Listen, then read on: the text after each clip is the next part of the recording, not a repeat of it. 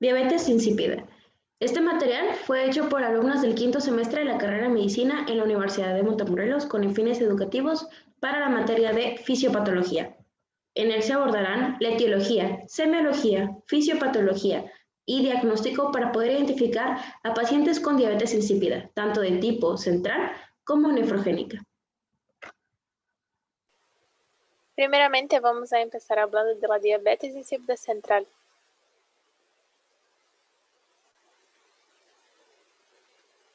En su definición, la diabetes insípida central consiste en una carencia de la hormona vasopresina, que es la ADH, que da lugar a una producción excesiva de orina muy diluida que conocemos por poliuria.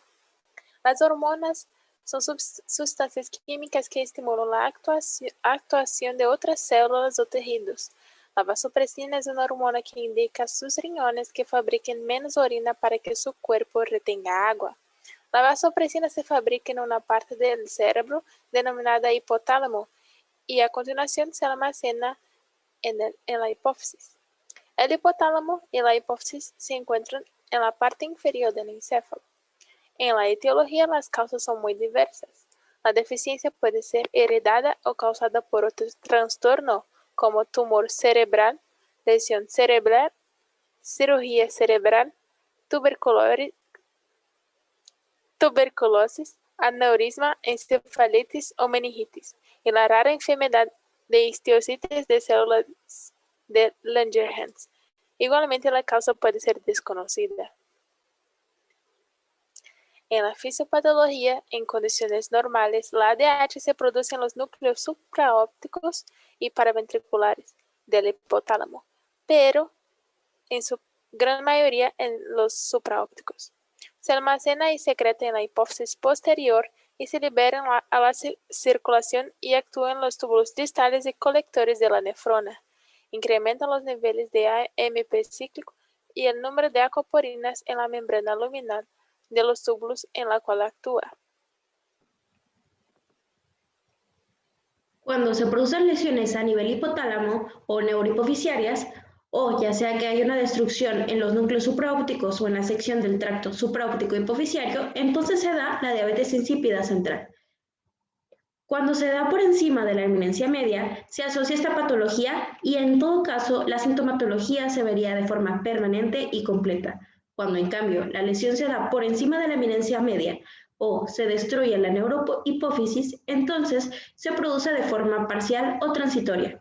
En cualquiera de las dos condiciones en las que se lleve a cabo esta patología, va a haber una disminución en la liberación de ADH, por lo que se produce una poliuria de forma severa, teniendo el paciente alrededor de 3 a 6 litros por día de orina. Entonces, en el paciente se encontraría que la ADH sérica estaría muy baja, la osmolaridad plasmática estaría altamente elevada, la osmolaridad de la orina estaría baja y la tasa de flujo urinario sería alta.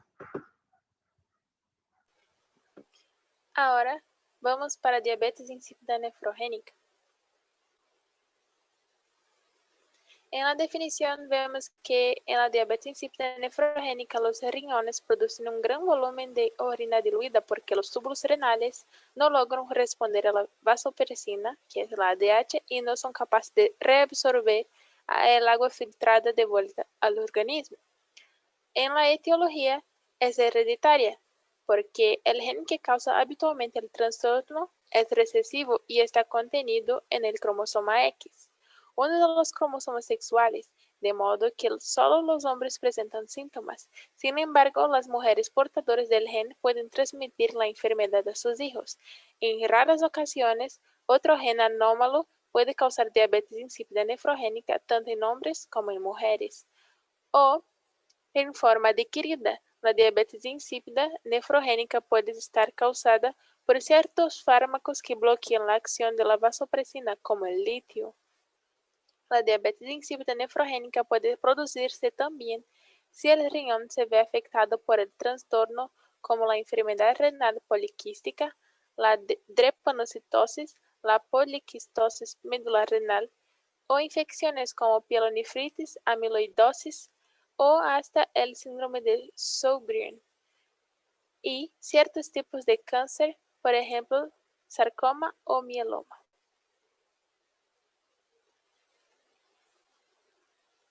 En la diabetes insípida nefrogénica, los riñones no responden a la vasopresina, hormona antidiurética, de modo que la eliminación de un gran volumen de orina diluida es constante. Normalmente los riñones ajustan la concentración y la cantidad de orina de acuerdo con las necesidades del organismo. Los riñones realizan este ajuste en relación con la concentración de vasopresina presente en la sangre. La vasopresina secretada por la hipófisis o glándula pituitaria envía señales a los riñones para conservar el agua y concentrar la orina. En la diabetes insípida nefrogénica, los riñones son incapaces de responder a la señal.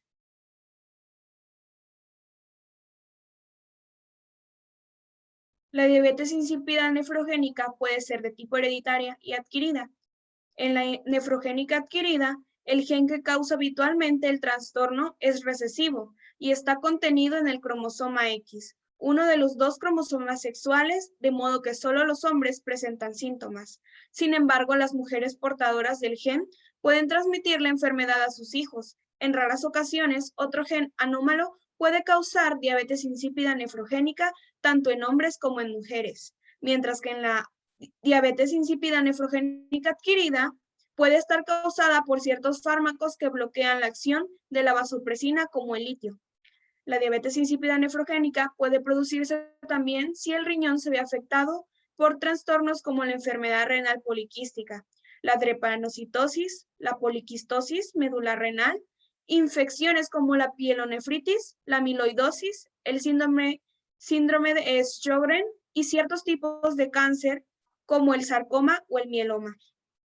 Por último, las concentraciones elevadas de calcio o bajas de potasio en sangre, especialmente cuando persisten, también bloquean parcialmente la acción de la vasopresina y a veces la causa es desconocida. En este tipo de pacientes encontraríamos que la ADH sérica estaría elevada, la osmolaridad plasmática estaría elevada de igual forma, la osmolaridad de la orina estaría baja y la tasa de flujo urinario sería alta.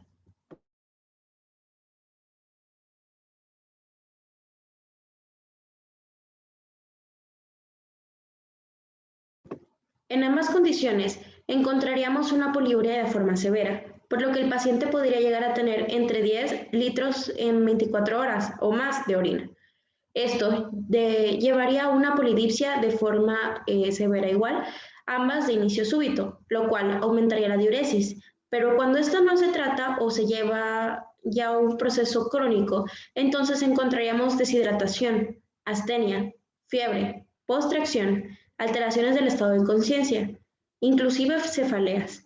Estas características clínicas se van a asociar a una osmolaridad plasmática y niveles de sodio alto en aumento.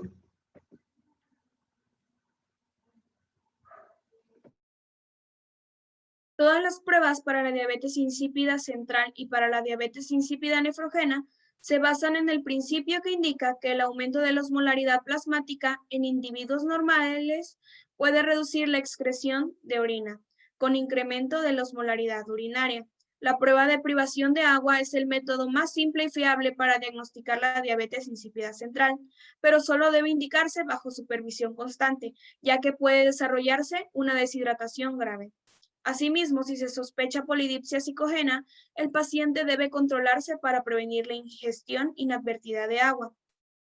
La prueba se inicia durante la mañana pesando al paciente, tomando una muestra de sangre venosa para determinar las concentraciones de electrolitos y la osmolaridad, midiendo la osmolaridad urinaria. Luego se recolecta la orina una vez por hora y se mide su densidad específica o mejor aún su osmolaridad. La deshidratación continúa hasta que el paciente experimenta hipotensión ortostática o taquicardia postural.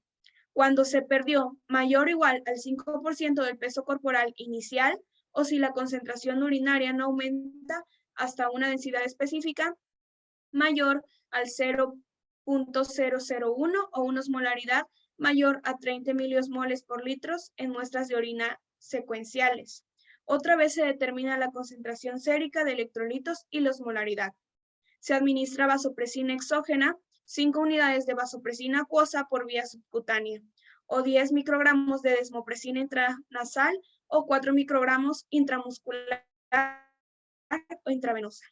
Por último, se recolecta la orina para medir la densidad específica o la osmolaridad 60 minutos después de la inyección y se finaliza la prueba. Una respuesta normal produce una osmolaridad urinaria máxima después de la deshidratación, a menudo con una densidad específica mayor a 1.020 o a una osmolaridad mayor a 700 miliosmoles por kilo, que es superior a la osmolaridad plasmática, o que no aumenta más que el 5% adicional tras la inyección de vasopresina. Los pacientes con diabetes insípida central suelen ser incapaces de concentrar la orina por encima de la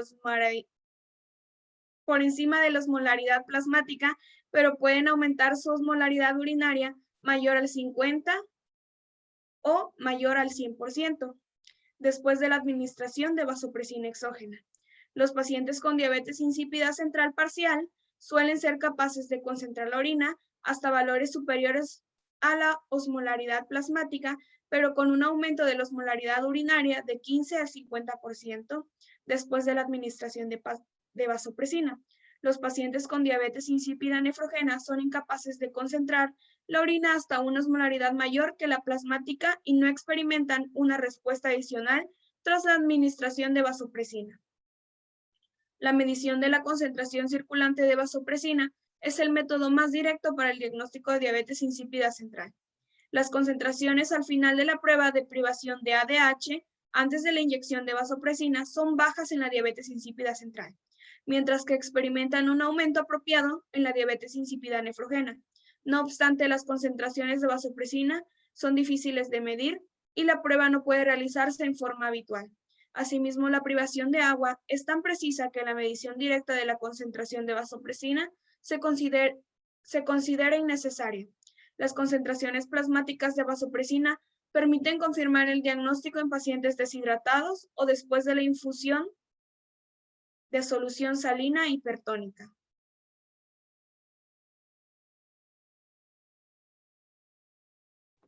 Por su atención, gracias.